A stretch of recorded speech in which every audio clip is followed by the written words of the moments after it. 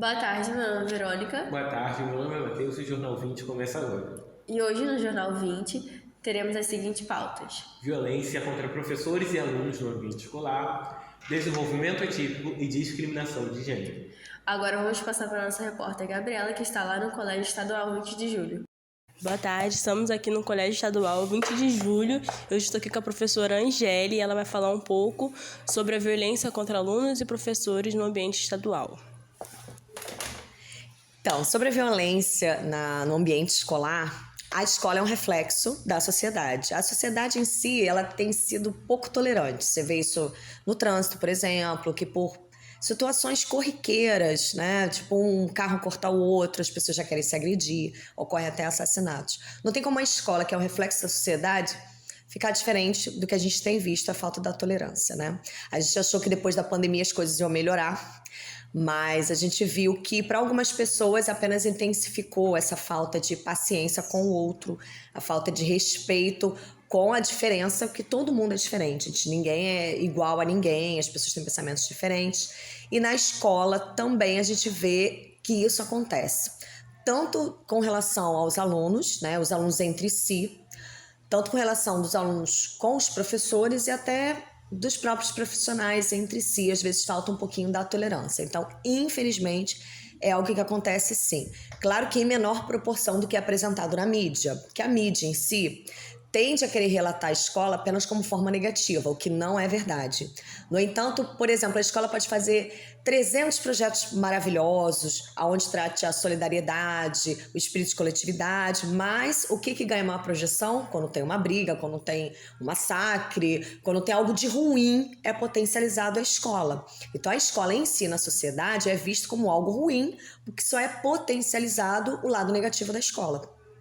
E em contrapartida, realmente a escola não tem a segurança necessária que deveria ter. Por quê? Imagina, às vezes você tem um adolescente que ele passa por situações de violência em casa, ele reproduz essa violência em casa, ou até, às vezes ele traz um problema, ele não tem acompanhamento psicológico, às vezes ele precisaria também de um apoio de um profissional da saúde mental, que ele não tem, e na escola ele vem em situações assim, pequenininhas, viram situações grandiosas onde ele comete algum ato de agressividade verbal, agressividade física também, porque diferente do que as pessoas pensam, a violência não é só o bater, né? Pode ser uma violência emocional, uma violência psicológica, uma violência também patrimonial de um aluno quando pega algo do outro, né? Ou até de um professor, ou estraga algo de um professor também.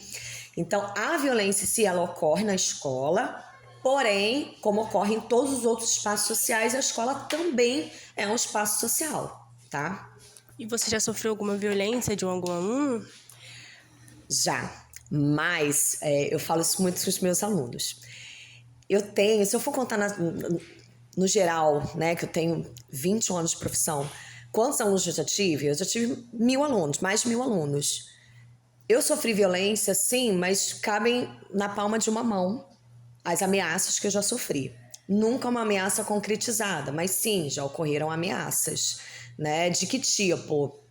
O aluno, por alguma situação onde ele foi corrigido, né? Olha, você não pode falar assim com seu colega, você não pode falar palavrão, você não pode ameaçar o outro, e ele torna essa ameaça que ele ia fazer pro colega, ele já direcionar ao professor que o chamou a atenção com relação a isso. Então já tive situações que o aluno falou que ia me matar e tal, não sei o quê.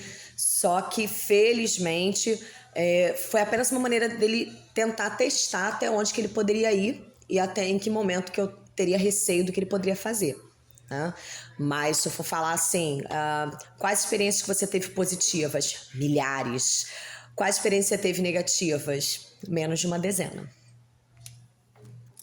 Sobre a discriminação de gênero no espaço escolar, o que você acha sobre isso? Então, não só nos espaços escolares, mas em toda a sociedade, eu não encontro razão para ver discriminação de gênero, já que é algo natural, né? Não existe nem a opção, como falam, porque não é uma opção, tipo, a pessoa acordou num belo dia, no domingo, e falou, não, eu não quero estar nesse corpo, né? É uma orientação sexual. Então, na sociedade em si, já é algo abominável. Qualquer tipo de discriminação é abominável, né? Então, por que o se sentir bem da maneira como você nasceu é um crime, como algumas pessoas enxergam, né? Por que é matéria de preconceito? Nas escolas se torna pior ainda, porque a escola é um espaço onde temos diversidade, né? Nem todo mundo tem o mesmo cabelo, nem todo mundo tem a mesma voz, o mesmo jeito, os mesmos gostos, as mesmas religiões e, consequentemente, também as pessoas têm gêneros diferentes e se reconhecem também de maneiras diferentes. E isso tem que ser respeitado, né? Tanto pelos profissionais da escola quanto dos outros alunos também. Inclusive, é um ótimo lugar para que a gente comece a trabalhar esse preconceito, que não deveria nem existir, né? Um preconceito. Na escola é sim um espaço da gente refletir sobre o outro, o respeitar o outro. Já pensou se a gente começa a se agredir porque você tem uma opinião, eu tenho uma opinião contrária, ou eu me sinto feliz, por exemplo, praticando atividade física, você já não concorda com isso, né? Por que que eu tenho que me encaixar nos seus padrões? Né? Por que que os seus padrões são os certos e o que eu falo para você é errado? Então, a escola é um espaço onde a gente tem que discutir as diferenças, sejam elas quais forem, de maneira a conscientizar os alunos sobre a importância do respeito, para que a gente amanhã não veja o que a gente tem visto hoje e já via antes também, que isso sempre aconteceu, essa violência que tem sido banalizada. Então, há pouco tempo atrás a gente ouvia discurso de que a gente consertava como se fosse um grande defeito a pessoa, ela não se reconhecer no próprio corpo, à base de muita violência, né? Era o discurso que a gente tinha anteriormente de alguns representantes que jamais deveriam ser repetidos. Se eu tiver um filho homossexual, eu vou arrebentar na porrada. Que tipo de discurso é esse? Né? O que se pretende com isso? Aumentar ainda mais os índices das pessoas que hoje estão marginalizadas, só que a gente, graças a Deus, felizmente, a gente tem representantes, né? Temos deputadas que são travestis, são transexuais e são pessoas assim fantásticas, super competentes que estão nesses espaços e é um efeito dominó. Né? A gente vem derrubando essas peças de preconceito, essas peças de ignorância, apenas com muita informação, muito conhecimento e conquista do espaço por essas pessoas que antes eram marginalizadas. As pessoas dizem que a violência aumentou muito. Lembrando da sua época de estudante, você concorda com isso? Então, lembrando da minha época de estudante, não concordo com isso. A violência ela sempre esteve presente. Só que na minha época de estudante, né, e há pouco tempo atrás, a gente não tinha essa projeção que a gente tem das redes sociais. Então, hoje tudo que acontece, daqui a 5 segundos, está em todas as redes. Então, não, na minha época de estudante teve ameaça à professora, ameaça com arma de fogo, teve também a questão de danificar o patrimônio de professor, isso tudo sempre aconteceu. Ameaça de pai com relação a professor, isso sempre aconteceu. A diferença é que antes poucas coisas iam para mídia e quando ia era para uma televisão. Então, hoje, se eu te der um beliscão aqui agora, que eu não vou fazer, não.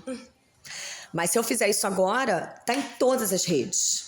Então, a projeção hoje é muito exponencial. Não quer dizer que a violência aumentou. E outras pessoas hoje são sedentas por coisas negativas. Então, tudo que é ruim ganha uma projeção, ganha like, né? Ganha engajamento. Então, infelizmente, não é que aumentou, continua a mesma coisa, mas a projeção disso está maior.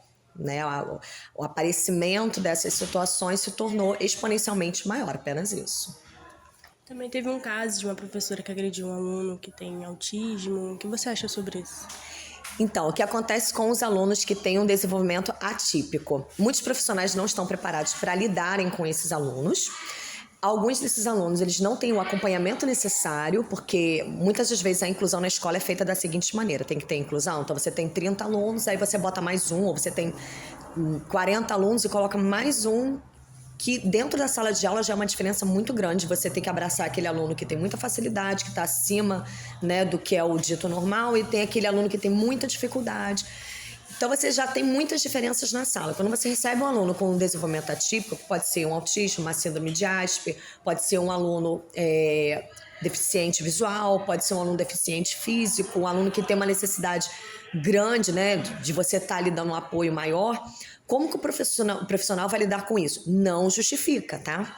Porque se você perguntar para mim também, Angélica, tem violência do professor com relação ao aluno? Também tem, porque o professor, ele é um ser humano que erra, né? E é difícil reconhecer um erro. Naquele momento ela errou, porque de maneira alguma você pode, mesmo que o aluno tenha feito algo de muito errado, você tem que chamar alguém na hora, enfim.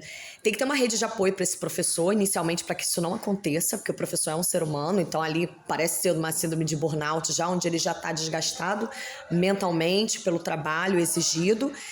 No entanto, a gente precisa rever essa questão da inclusão, como ela está sendo feita. Ela está sendo feita de qualquer maneira? Esse aluno com desenvolvimento atípico, ele consegue evoluir, mas ele precisa ter recursos para que isso aconteça. Da maneira como tem sido feito no nosso país, esse aluno com desenvolvimento atípico, ele não está evoluindo, ele está se desgastando. Por exemplo, eu já dei aula para aluno com esquizofrenia que ele não tomava remédio. E o aluno que ele não faz o acompanhamento com o remédio, ele se torna um potencial risco para o profissional, né? E o profissional também não vai saber lidar com ele, entendeu? Então, assim, o desenvolvimento atípico, ele precisa de um apoio que não existe na escola, e em contrapartida o professor se exige para que consiga fazer aquele aluno desenvolver, ele não consegue porque ele não tem instrumento para isso. E eu falo instrumento humano, né? Aí vai fazer um curso, ele continua sendo uma única pessoa, ele pode fazer 10 mil cursos. Ele é uma única pessoa com uma sala cheia de alunos, cheia de desafio e com um aluno com desenvolvimento atípico.